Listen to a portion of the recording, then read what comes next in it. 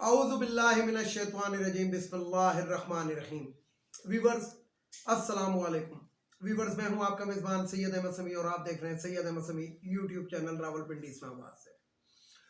Viewers سب سے پہلے خبر دیتا چلوں، اب سے کچھ لمحے پہلے عمران ریاض خان صاحب کو وہ جو ایک فیک مقدمہ ان کے اوپر بنایا گیا تھا، اس میں جج نے جسے کہتے ہیں کہ مرتضیٰ ورک ایک جج تھے، انہوں نے باعزت بری کر دیا۔ اس کی وجہ یہ تھی کہ کچھ حقائق ایسے تھے، کیونکہ دیکھیں پاکستان کے فنڈامنٹل رائٹس ہیں ہر عوام کو کہ غداری کا مقدمہ آج کل پاکستان میں امپورٹڈ حکومت یا مراسلہ سرکار ایسے بناتی ہے کہ جیسے جب وہ چھوٹے چھوٹے آلو رہ جاتے ہیں نا، یعنی بڑے آلو بک جاتے ہیں بوری میں، چھوٹے چھوٹے رہ جاتے ہیں تو وہ جو سبزی والا ہوتا ہے وہ کہتا ہے کہ جناب وہ آدھے سے آدھی قیمت پہ بیچنا شروع کر دیتا ہے نعرے مار کے۔ تو آج کل پاکستان میں غداری کے مقدمے ایسے بن رہے ہیں، جبکہ غداری کا مقدمہ جو ہے وہ صرف اس صورت میں بن سکتا ہے کہ میں آپ کو آئین پاکستان بتا رہا ہوں کہ وہ اس صورت میں بن سکتا ہے کہ پاکستان کے اندر کوئی شخص یا ہمارے ملک کے اندر کوئی شخص مسلح جد و جہد کر رہا ہو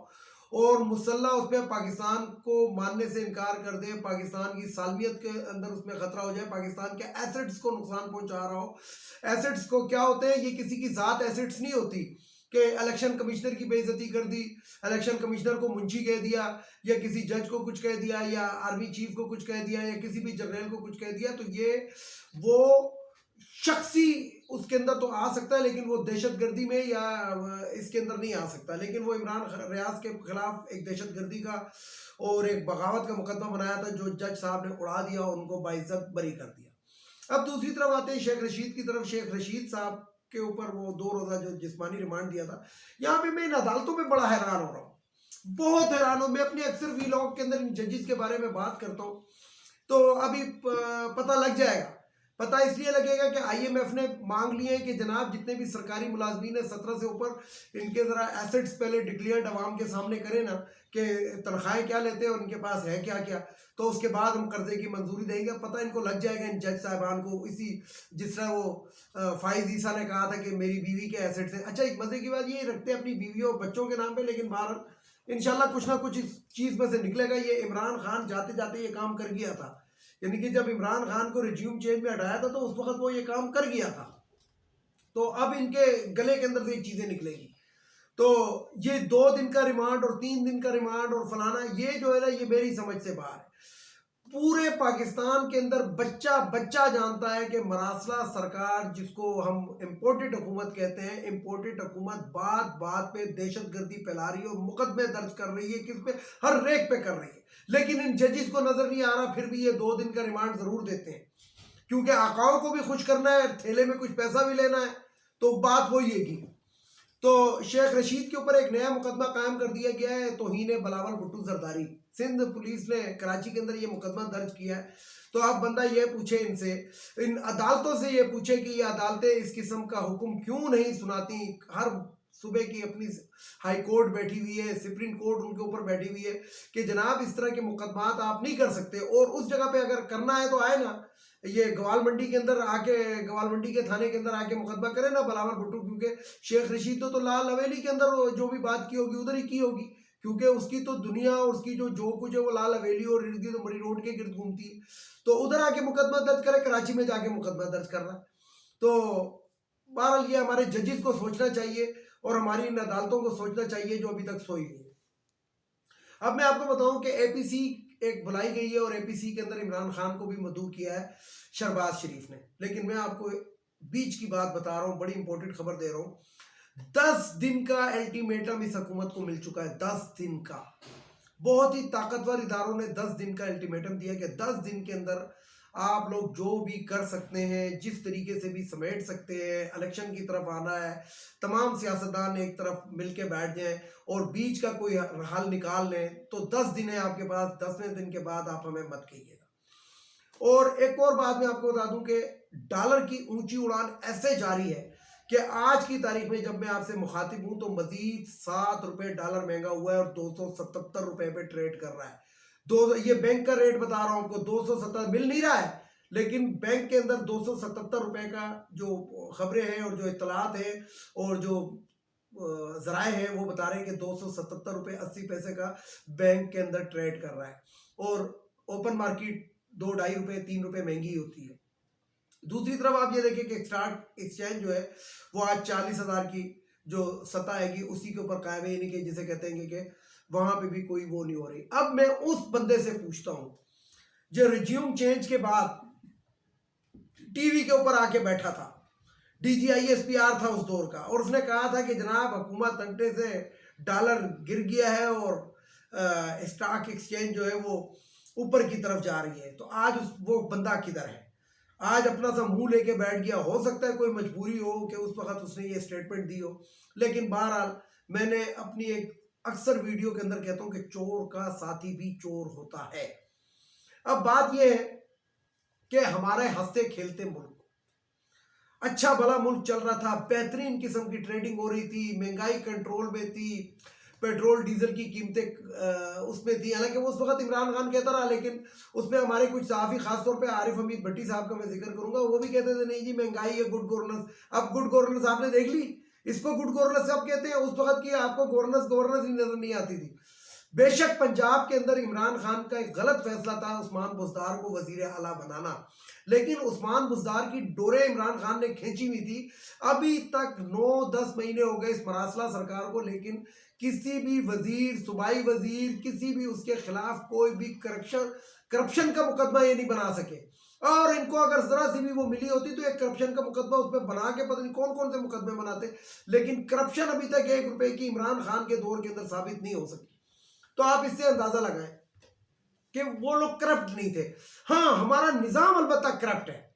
ہمارے جو افسران ہیں یہ کرپٹ ہے، 17 سے اوپر کے کیا 16 سے اوپر کے جتنے بھی ہیں سب کے سب کرپٹ ہیں۔ یہ تنخواہیں جب سے بینک میں جانا شروع ہوئی ہیں پرویز مشرف صاحب کے دور سے، تو بینک سے یہ تنخواہ نہیں نکالتے، ان کے پاس تو چیک بکیں ہی نہیں ہیں، ان کے اے ٹی ایم بھی نہیں ہیں،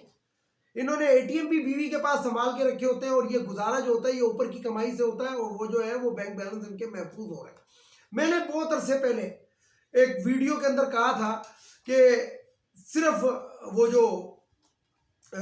ایک جج صاحب تھے جو پرویز مشرف نے جن کو کیا کہتے ہیں پی سی او کے تحت حلف نہ آنے کے اوپر اٹھایا تھا، وجیہ الدین ان کا نام تھا، تو وجیہ الدین ایک پریس کانفرنس بیٹھ کے کر رہے تھے، تو میں نے کہا تھا کہ صرف ان سے یہ پوچھیں کہ یہ جو وجیہ الدین جس بنگلے میں پریس کانفرنس کر رہے ہیں اور ان کے پیچھے جو 3 گاڑیاں نظر آ رہی ہیں ویگو ڈالے، اور یہ جو گاڑیاں نظر آ رہی ہیں مہنگی مہنگی، کیا یہ جج صاحب اپنی تنخواہ سے یہ خرید سکتے تھے؟ کیا وہ بنگلہ خرید سکتے تھے؟ لیکن کوئی بھی نہیں پوچھتا۔ یعنی کہ میں آپ کو بتاؤں کہ ایک شخص کو پاکستان کے اندر وہ ایک چودھری اسلم ہوتا تھا کراچی کے اندر ایس پی، اس کو جناب ہیرو بنا کے پیش کر دیا گیا، دہشت گردوں نے مارا، یہ وہ، اس کو کتنی مراد ملی، اور اس کا ڈیفنس کے اندر گھر تھا، تو ڈیفنس کے گھر کو جب بم سے اڑایا تھا کسی دہشت گردوں نے، میں آپ کو یہ بھی سٹوری بتاؤں گا کہ دہشت گرد کون تھے، تو حکومت سندھ نے اس وقت اس کو اس بنگلے کے اس میں 2 کروڑ روپے دیے تھے۔ تو صرف پہلے یہ پوچھیں کہ اس ایس پی کے پاس 2 کروڑ مالیت کا ڈیفنس میں بنگلہ آیا کہاں سے؟ کیا اس کی اتنی وہ تھی، انکم تھی کہ یہ ڈیفنس میں بنگلہ خرید سکتا تھا؟ یہ کوئی نہیں پوچھتا۔ ہاں جی، ایک پولیس کا ایس ایچ او دیکھ لیں، پولیس کا ایس ایچ او کیا ہوتا ہے، 3 پھولوں والا انسپیکٹر، اس کو دیکھ لیں، وہ بھی جناب ویگو ڈالے میں آ رہا ہے، کہاں سے آ رہا ہے؟ اس کے پاس موبائل بھی ہائی فائی ہوتا ہے، کہاں سے؟ لیکن اب آئی ایم ایف نے ذرا سا گلے پہ پیر رکھا ہے کہ 17 گریڈ سے اوپر کے، اور یہ جو انسپیکٹر ہوتا ہے 17 گریڈ میں نہیں ہوتا، یہ 13ویں یا 12ویں گریڈ میں ہوتا ہے، بنا ہوا تو وہ ایسے ہوتا ہے کہ جناب وزیر کے بعد وزیر اعلیٰ کے بعد وہی ہے، لیکن ہوتا ہے 13ویں 14ویں گریڈ میں۔ لیکن اب آئی ایم ایف نے جو یہ شرط رکھی ہے کہ سب سے پہلے تو 17 گریڈ سے اوپر کے جتنے بھی افسران ہیں ان کے ایسٹس جو ہے عوام کے سامنے رکھے کہ ان کی آمدن کتنی ہے اور ان کے پاس ہے کیا کیا، تو بکرے کی ماں کب تک خیر منائے گی؟ بے شک یہ جو حکومت ہے ان کو چھپا جائے گی، کچھ نہ کچھ کرے گی، بیویوں کے نام پہ، بہنوں کے نام پہ، ماؤں کے نام پہ، بیٹیوں کے نام پہ لی ہوئی ہیں جائیدادیں، لیکن انشاءاللہ کبھی نہ کبھی ایسا وقت آئے گا اور ہم دیکھیں گے۔ میں نے کچھ دن پہلے وہ غزل بھی اپنے فیس بک کے اوپر شیئر کی ہے کہ ہم دیکھیں گے جب تاج اچھالے جائیں گے اور راج کرے گی خلق خدا جو تو بھی ہے اور میں بھی ہوں۔ ایک وقت آئے گا اور آنے والا ہے، یہ میں آپ کو بتا دوں، لیکن اس کے لیے یہ ہمیں ضرور کرنا پڑے گا کہ جو ہمارے لوگ جو ہے جو ہگوروں میں سو رہے ہیں، ہگورے کہتے ہیں جھولوں کو، جھولوں میں سو رہے ہیں، ان کو باہر نکلنا پڑے گا.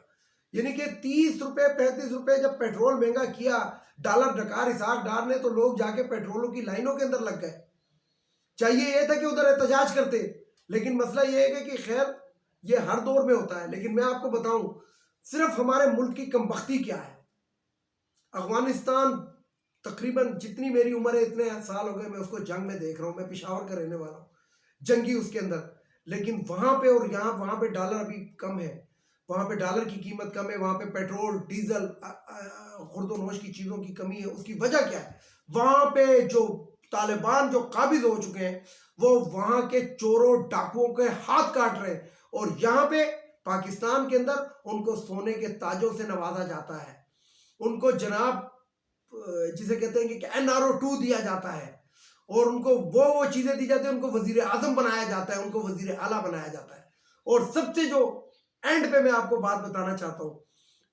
توہین الیکشن کمیشن منشی کہنے کے اوپر اس شخص کو جیل میں ڈالا جاتا ہے، اور جو توہین رسالت کرتا ہے وہ وزیر اعلیٰ پنجاب بنایا جاتا ہے کیئر ٹیکر. ویڈیو کو لائک کریں، شیئر کریں، سبسکرائب کریں، بیل آئیکن کے بٹن کو ضرور دبائیں تاکہ میری نیکسٹ ویڈیو آپ کو مل سکے. اجازت چاہتا ہوں تمام دیکھنے سننے والوں کو. اللہ حافظ. پاکستان زندہ باد.